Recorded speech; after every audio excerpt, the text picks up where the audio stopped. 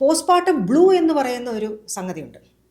അത് ഡിപ്രഷനോളം സിവിയറിറ്റി ഇല്ല, അത്രയും തീവ്രതയില്ല. അതൊരു 80% സ്ത്രീകൾക്കും ഉണ്ടാകാൻ സാധ്യതയുണ്ട്. അതാകുമ്പോൾ ചെറിയൊരു മൂഡ് സ്വിങ്സ് അല്ലെങ്കിൽ മൂഡ് വേരിയേഷൻസ്, സങ്കടം. കാരണം കുട്ടി ആദ്യമായിട്ട് കിട്ടുമ്പോൾ, പ്രത്യേകിച്ചും ആദ്യത്തെ പ്രസവമാണെന്നുണ്ടെങ്കിൽ ഒരു കുട്ടിയെ എങ്ങനെ പരിചരിക്കണമെന്നൊന്നും അറിയാത്തൊരു ഉത്കണ്ഠ ആ മാതാവിനുണ്ടാകാനുള്ളൊരു സാധ്യതയുണ്ട്. അപ്പോൾ പോസ്റ്റ്മോർട്ടം ബ്ലൂ ഉണ്ടാവാൻ സാധ്യതയുണ്ട്. അത് പക്ഷേ സാധാരണഗതിയിൽ അങ്ങ് സബ്സൈഡ് ചെയ്ത് പോകും. നേരെ മറിച്ച് വിഷാദരോഗമാണെങ്കിൽ അങ്ങനെ തനിയെ സബ്സൈഡ് ചെയ്ത് പോകുകയില്ല. തീർച്ചയായിട്ടും ഒരു മനോരോഗ വിദഗ്ധനെ കാണിക്കേണ്ടത് ആവശ്യമുണ്ട്. കാരണങ്ങളെന്ന് ചോദിച്ചാൽ പല കാരണങ്ങളും ഉണ്ടാകാം. ഉദാഹരണത്തിന് ഇപ്പോൾ ജനിതകമായിട്ട് ആ കുടുംബത്തിൽ ആർക്കെങ്കിലും വിഷാദരോഗം പ്രസവാനന്തരം ഉണ്ടായ ഒരു ചരിത്രമുണ്ടെങ്കിൽ ഈ വ്യക്തിക്ക് ഉണ്ടാകാനുള്ള സാധ്യത ഏറെയാണ്. രണ്ടാമത്തേത്, ഈ വ്യക്തിക്ക് തന്നെ മുൻകാല അനുഭവങ്ങളിൽ അല്ലെങ്കിൽ മുൻകാല സമയങ്ങളിൽ വിഷാദരോഗമുണ്ടെങ്കിൽ പോസ്റ്റ്മോർട്ടം പീരീഡിൽ വീണ്ടും അത് ആവർത്തിക്കാനുള്ളൊരു സാധ്യതയുണ്ട്.